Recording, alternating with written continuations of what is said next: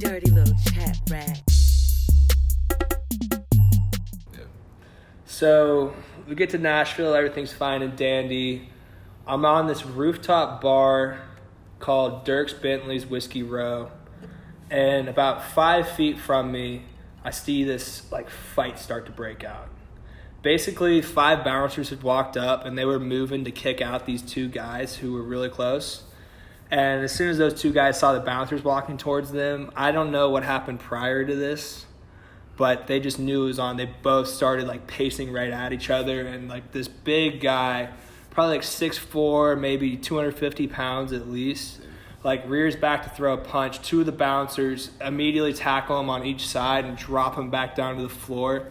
The remainder of the crew tackles the other guy, and more bouncers pile on top of both of them, side by side. Like 2 are on his back, like kind of from his butt to his upper back area a little bit. 2 of them are holding down each of his arms, and 1 guy is holding down his legs in the back. There was someone up by the head too, and there was also a girl from Canada who I was talking to earlier who like saw it all go down, got hit initially in the skirmish, and then she kind of later on was like trying to comfort this man on the floor. Oh, shit. So basically that whole fight went down out of nowhere, and everyone's just standing around these 2 guys on the ground with bouncers all over them in a circle, like, what's going on? It was kind of a citizen's arrest until the cops got there. Right. The cops show up, and immediately, like, the bouncers get off, hand over, like, the job to the cops like they should, and the man's not moving. He has no pulse. He's not breathing. Jesus. The big man. The big guys. The big guy, yeah. And so they immediately, the cop is like a big old cop, tries to start doing CPR on this guy. And the size of the man, like, you really had to be big in order to actually get the proper death. But I was watching, like, I'm a trained lifeguard, so I was like, yeah, he's doing it right, he's got the right pace, he's doing the breaths, 2 breaths, 30 pumps, staying alive, like, he's following the beat. And I was just like, what the fuck is going on at the same time? Meanwhile, the girl is like trying to comfort him, like by his shoulder, like, Shit. and just no responsiveness. Then the ambulance gets there, the paramedics pull up. They've got like a stretcher that they're setting up, and they pull out the AED to try and shock him back to life. So they like do like the 3, 2, 1 clear and shock, and the body like moves like it just got hit by lightning. And Shit. after that, nothing. Do it again, nothing. Do it again, nothing. They did it like 5 times. And then that's when they kind of knew there's not much of a chance. And they started to clear everyone out of the bar. Shit, dude. That sucks. And the cops, like right now, are investigating it as a homicide. I don't know what implications that has for the bar, what legal allegations that can bring on for the bouncers. I don't even know how much I should talk about it, but I feel like it's a situation that deserves to be highlighted. Because that man was 22 years old. Yeah. From Smyrna, Georgia, about 30 minutes from campus. Yeah. That could have been one of us. Yeah, dude. If we saw bouncers and fight or flight kicked in, Yeah. and you chose fight, that's what happened to a man on a Monday night in Nashville. Yeah, dude. Yeah, like what is the, like what's the legality of like bouncers making? Because I know that this shit happens all the time. Yeah. Where bouncers are like accidentally kill somebody.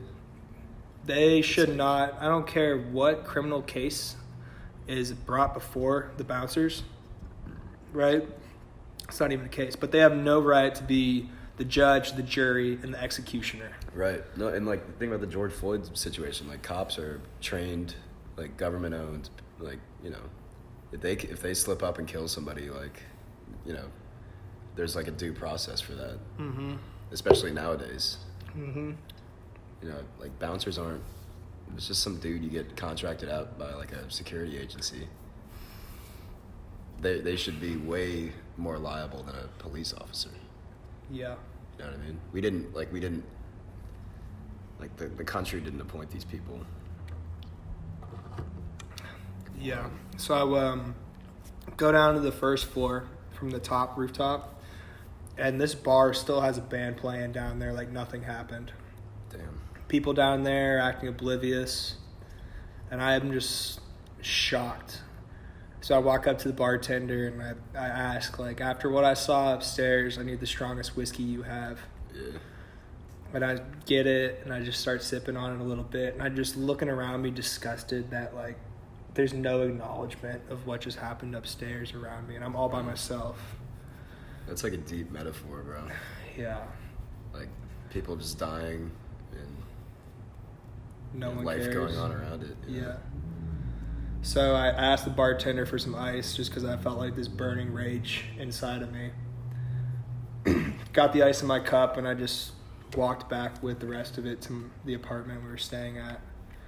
And no emotion on my face, just a complete outsider to the entire scene on Broadway around me. Just couldn't feel anything. And I get back to the apartment. Didn't sleep on the bed, didn't sleep on the rug that extended out beyond it. I went to a corner with wood floor and laid on it just so I could feel something. Damn. Yeah, I'm sorry that happened to you, bro. It's like scarring. Yeah. I had to get up at 6 a.m. for the flight out, but by 5 I was just thinking about it again. Yeah. Yeah. Like, my heart and my sympathies go out to the family of the man of Smyrna. We really should look into it, and I've got a picture that I took after the man got taken down, and I didn't know anything was going on. That could be like a good picture, low key. Yeah, it might be. It wouldn't hurt to like send to like the Nashville PD, honestly. Yeah, Like, or like just, hey, like I saw this go down. Like, here's a picture. Just maybe no. Like, what if no one else took a picture of that shit on some off chance? Like, you know what I mean? Might as well send it. Yeah. But, like, I agree with that. I want to help any way I can. Because I'm not going to say I was the most sober perspective, but I was literally 5 feet away. And you never know. I mean, like the situation sounds convoluted. Like, who knows what went down? You know what I mean? Yeah, totally. So, I mean, I want to get the word out a little bit just because, like, this is another area where we've had reform with the police, but almost even more immediate than that is the bouncers. Yeah. Anytime you're in a nightlife situation, the bouncer has so much authority, so much power. Yeah. And they have so much less training as well, which means there's so much more room for things to go wrong. They just hire like the biggest guys they can find. Yeah. They don't know what they're doing, bro. I'm pretty sure this happens like a lot.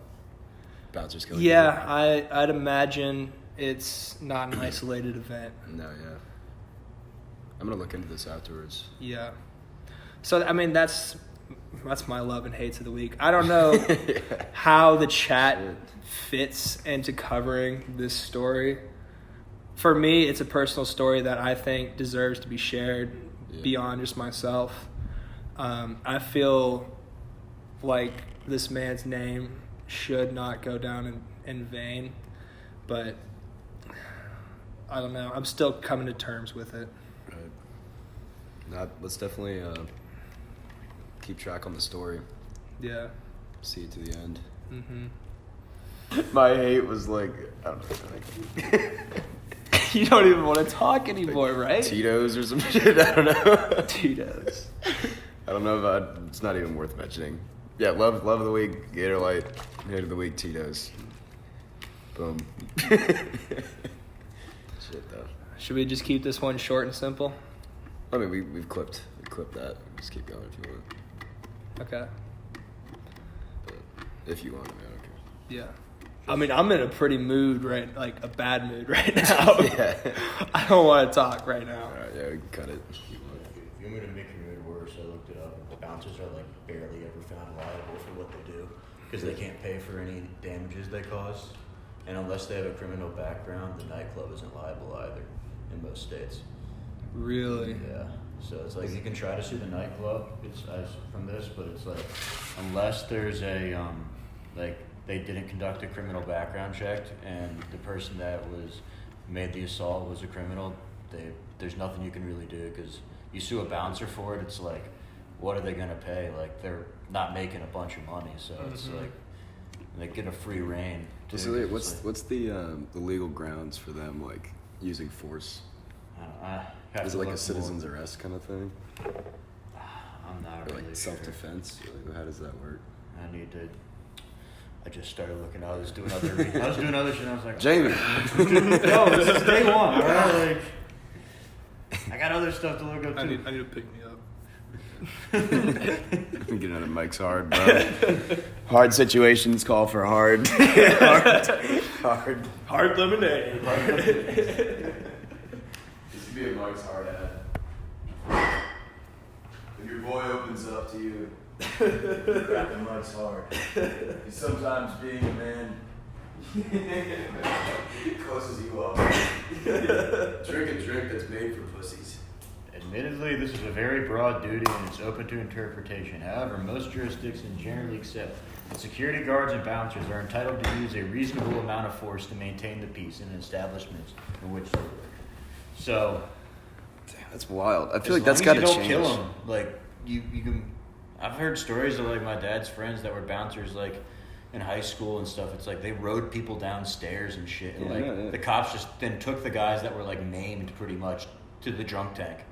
It's like, I just don't get how they have that much power compared to like an average citizen. You know, like a person can't do that without being held liable. I think it's just The same where way. you're working. You're working at like nightclubs and bars where it's like people On are Nashville drunk. Broadway Street. They're But, probably like- pretty fed up. But like with, no other like area of employment like requires like use of force as like the main like goal of your job is to like Yeah. do that. I mean, if you're it also comes to- picking from people that want to fuck people up. Like, Yeah. if you're a bouncer, you wish for the nights where you get to like attack somebody. Like, you're not like most guys aren't just sitting there like not trying to fuck someone up. Like, I feel like they're really trying to like go too hard.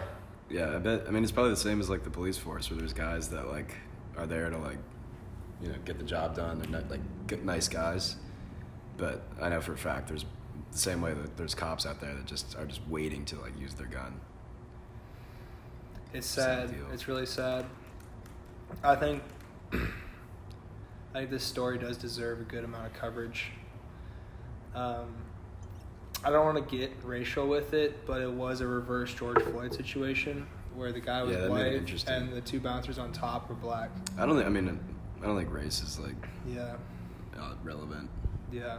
I If don't it's either. reverse, it's like This was called for. The initial takedown was called for. I think the initial takedown, he might have hit his head. But Oh. the girl, the Canadian that was comforting him, I got her contact and I asked her about it afterwards, and she thinks it might have been a combo with the initial hit at the head, and then they said that one of the bouncers had his knee on the guy's neck. yeah. Yeah, dude, it's like from everything I'm saying, it's like they can take you to the ground. They're allowed to, but then like they're also like not trained in any way. I don't think they're just dudes, just hired, Just because- big dudes. just big dudes that like want to fight. I mean, that's what we learned from the whole George Floyd thing was that, you know, there's a justified use of force in these kind of situations, but it's like when it becomes like you've got the guy down, that's when things become unjustified. You know what I mean? Yeah. Like Yeah, the totally. the knee on the neck with George Floyd was, the nail in the coffin. After this man went down, I did not see him resist at all. I don't know if he was able to resist anymore, Yeah. but I saw no resistance. Yeah, it just sucks. So life goes on for us, but life did not go on for him. Yeah, it's a weird thing to see.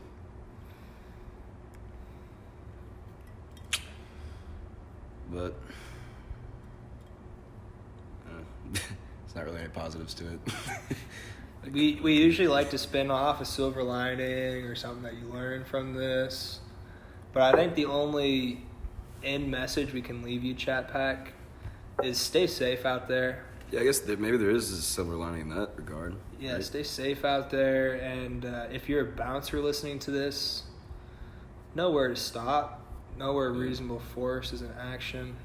Don't let emotions, the flood of fight or flight emotions that are going through both parties, came to a climax that ended in a death. Yeah. And no one wants to see that. Yeah. It goes back to a poem I posted on the channel, For Whom the Bell Tolls.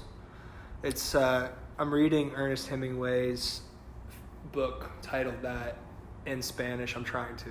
That's one of my life goals, is to be able to read this Hemingway book that Hemingway I got. wrote in Spanish. What? Hemingway wrote in Spanish? Yeah, for this book, it's all about the Spanish Civil War. Oh, So he wrote it in Spanish, and Nice. I found it in Spain when I was doing a book drive to deliver books to South America. And the people in charge were like, yeah, you can keep a few books if you want. And as I'm like shuffling through 10,000 books, like moving them from school to van to warehouse to get shipped out, I see a leatherback and I see Ernest Hemingway. It's like Obras Maestras de la Literatura Contemporánea, which means masterpieces of contemporary literature, Ernest Hemingway. Por quien doblan las campanas, for whom the bell tolls. Now, think about like Hunger Games, how the bell tolls and they show like the person that just died up on the screen. Right. That's what it's kind of about, is like when someone would die, the church bells would ring. It's like the Metallica song for him. The bells Yeah, and the essence of the poem is like, if one man dies, Europe is the less. Basically, the soul, like the whole of humanity, like takes an impact from that. Mm-hmm. And it ends with, sin not for who the bell tolls, it tolls for thee. Which means everyone's still living, just died a little bit inside. Can you say that again? Wait, Sin not for whom the bell tolls, it tolls for thee. the ism like you. You, it tolls for you. Right. Yeah. Okay. And that's what I felt in its essence on a Monday night in Nashville. It's such a culturally significant term, for whom the bell tolls, Yeah. throughout like 1,000 years. Yeah. The girl who was next to him was like freaking out afterwards. She was calling it imagine, huh? culture shock, and I was like, no, this isn't American culture. This is not culture. Yeah, I can't imagine being next to the guy. Yeah. That's way worse PTSD. She wanted to like book the next flight out. That's big time back to PTSD. Canada. She's like,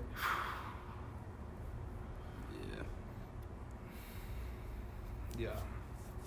So, hearts go out to him. Hearts go out to everyone around there at the time. I think I got nothing else to talk about. All right, Worst Chat Pag. ever. Stay safe Saddest out there. chat of all time, bro. Stay safe out there. Yeah. We love you. The bell tolls for thee.